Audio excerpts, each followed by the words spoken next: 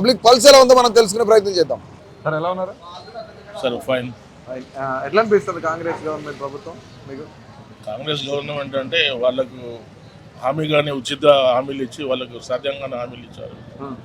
దాని పార్లమెంట్ ఎలక్షన్లో నరేంద్ర మోడీ యొక్క సంక్షేమ పథకాలు కానీ వాళ్ళు ఆయన చేసే డేర్నెస్ పనులు కానీ చూసి 17 సీట్లు తెలంగాణలో 10 to 12 దాకా ఎంపీ స్థానాలు బీజేపీ వస్తుందా? ఇక్కడ ఖమ్మం పార్లమెంట్ పరిస్థితి ఖమ్మం లోకల్స్ కాదు మాకు తెలియదు. హైదరాబాద్ అంటే ఓవరాల్గా చూసుకుంటే బీజేపీకి కొంత స్కోప్ అయితే పెరిగే అవకాశం ఉంది 100%.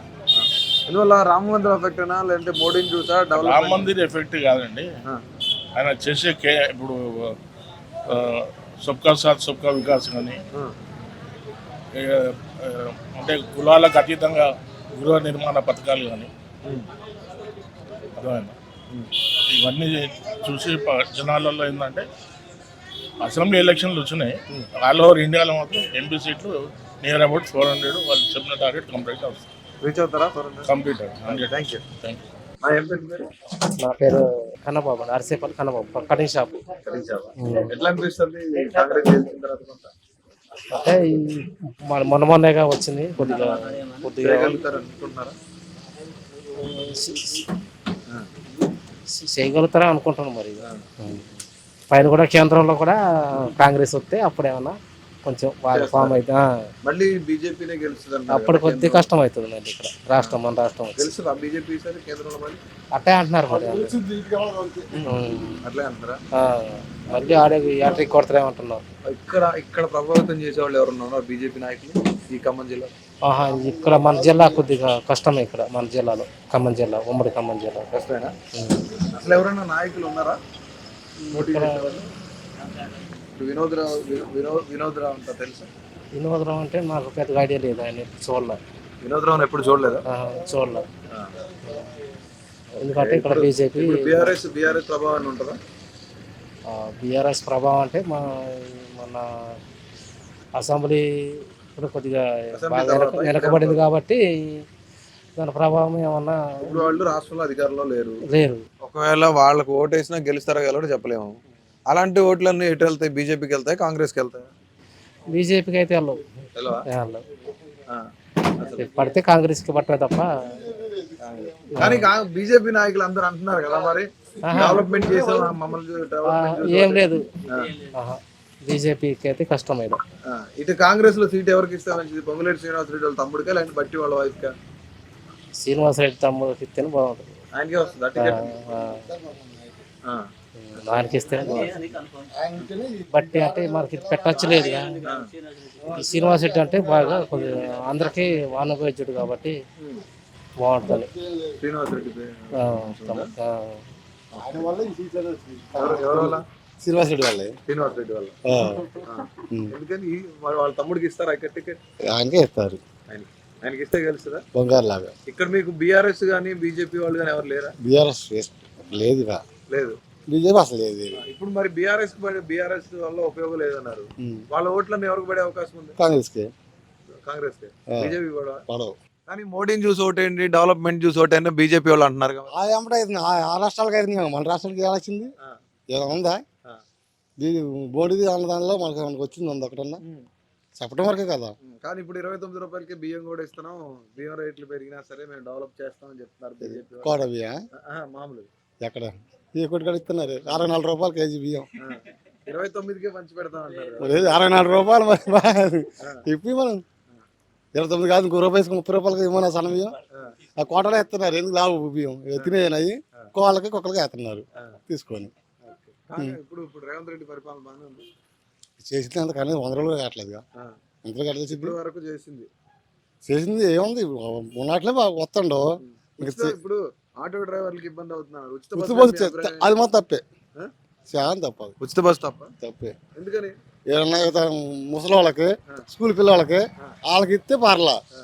ఎంత వయసు ఉన్న వాళ్ళకి కూడా ఫ్రీ ఏంటి? పని చేసుకోలేదు వాళ్ళు ఏమన్నా. దానికంటే ఎవరికి బాగా బస్సులు ఖాళీగా వెళ్ళేవి. ఇప్పుడు ఒక్క బస్సు ఖాళీగా అట్లా ఈ ఆటోలు ఎక్కడ పడుకుంటున్నారు మళ్ళా. పొద్దున వాడు పొద్దున వచ్చి ఆడ పెట్టిండు. ఇప్పుడు ఆకలి అవుతుంది మళ్ళీ ఇంటికి పోయి మొదటి రాడు తప్ప ఏది లేదుగా. అవి కూరగాయలు ముసలి వాళ్ళకి 60,000 50,000 దాటిన వాళ్ళకైతే ఫ్రీ ఓకే. మనోడు ఆటో డ్రైవరా? ఆ. ఎట్లా అనిపిస్తుంది మీకు ఇప్పుడు? ఎట్లా అనిపిస్తుంది? పరిస్థితి చాలా దారుణంగా ఉంది. నుంచో సరే. దారుణంగా ఉంది. అది పొద్దున పెట్టే సీరియల్ ఎంతవరకు కదా.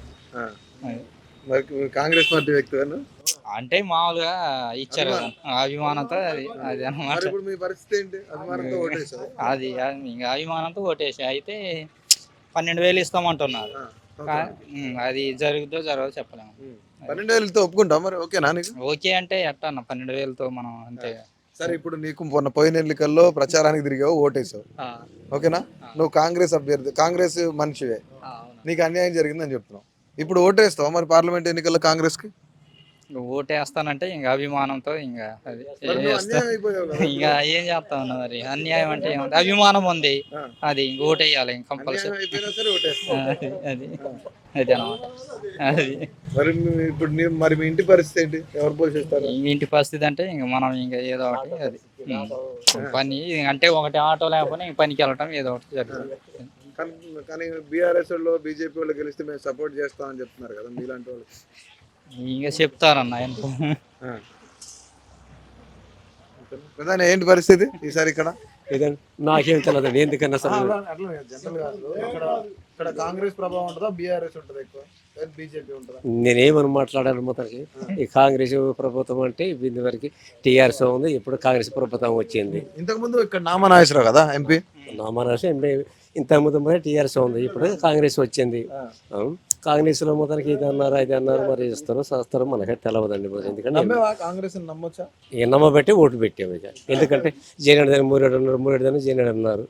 ఇది కాదు నాకు పింఛన్ వస్తుంది, పింఛన్ 4,000 ఇస్తామన్నారు, లేదు 4,000 లేదు, 2,000 ఇచ్చారు, నిన్నే తీసుకున్నా. మరి అసలు ఎన్ని మంది చెప్తున్నది. ఇప్పుడు బీజేపీ ఉంది, బీజేపీ అంటే ఇక్కడ ఈ రాష్ట్రం కూడా ఇక్కడ కూడా ఉన్నా కానీ బీజేపీ కరెక్ట్ ఉంది. ఇప్పుడు బీజేపీ ఉండబెట్టి మొత్తం మోడీ గారు ప్రధానమంత్రి గారు నాకు 2,000 ఇచ్చారండి, నిన్నే తీసుకున్నాను. ఇక్కడ బీజేపీ లేదని చెప్పటం, మోడీ గారు నాకు 2,000 ఇస్తారండి అట్లా నెలకి ఇస్తారు. అందరు ఇక్కడ నేను ఒక్కడే అందరికి ఇస్తాను, వాళ్ళు మంచిది. ఎందుకంటే ఇక్కడ బీజేపీ లేదని చెప్పటం లేదు. మోడీ గారు మంచోడే అన్నో డబ్బులు ఇస్తున్నారు అంటాం, మరి బీజేపీకి ఓటేస్తాను. మరి బీజేపీ అని ఎందుకు ఇస్తాను మరి? వేయాలండి మరి నేను ఓటు వేయాలి మరి. నాకు ఎందుకు 2,000 ఇచ్చేయండి మొత్తానికి, అందుకు వెయ్యాలి. ఇక్కడ బీజేపీ ఇక్కడ లేదనే కానీ ఈ బీజేపీలో పోటీ చేసేవాళ్ళు ఎవరు లేరు. నాయకులు ఇక్కడ నాయకులు అయితే ఒక ఆయన వినోద్రావు అని వస్తున్నాడంట, ఆయన తెలుసా? తెలియదండి, తెలియదండి. ఇక్కడ ఈ కాంగ్రెస్లో టీఆర్ఎస్ ఎంపీలు వీళ్ళ సొంతోళ్ళు. ఇప్పుడు మా ఊడు ఇక్కడ ఎంపీటీసీ గారు ఉన్నారు, ఆయన మా మేనలుడే. మొన్న కాంగ్రెస్లో మొత్తానికి వచ్చిండు, అంతేగాని తప్ప మొత్తానికి ఇస్తున్నారు. బీజేపీ తప్ప ఏం లేదండి. ఎందుకంటే ఇక్కడ బీజేపీ ఇక్కడ లేదు అంటే దీంట్లో పోటీ చేసే వాళ్ళు ఎవరు మనకి తెలియదండి, చెప్తున్నాం మనం.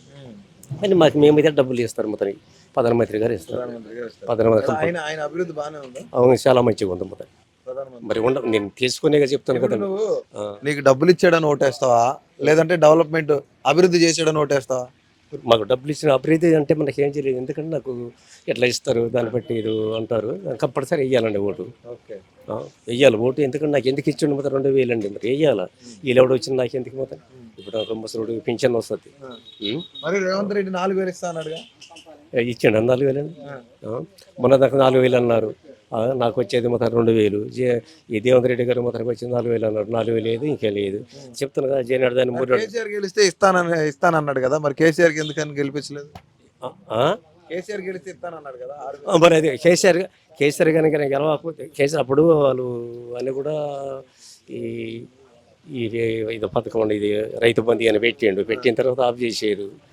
కాంగ్రెస్ వాళ్ళు రైతు బంధు వేస్తున్నారా? సార్ రైతు బంధు లేదండి మొదటికి. రైతు బంధు ఎప్పుడు ఇస్తారో ఏంటో మరి.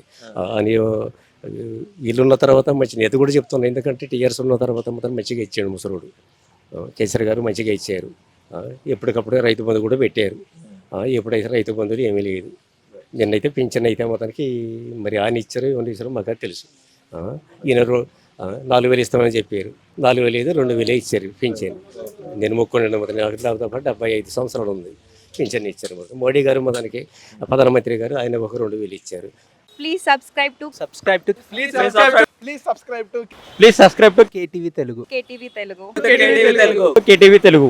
KTV Telugu channel.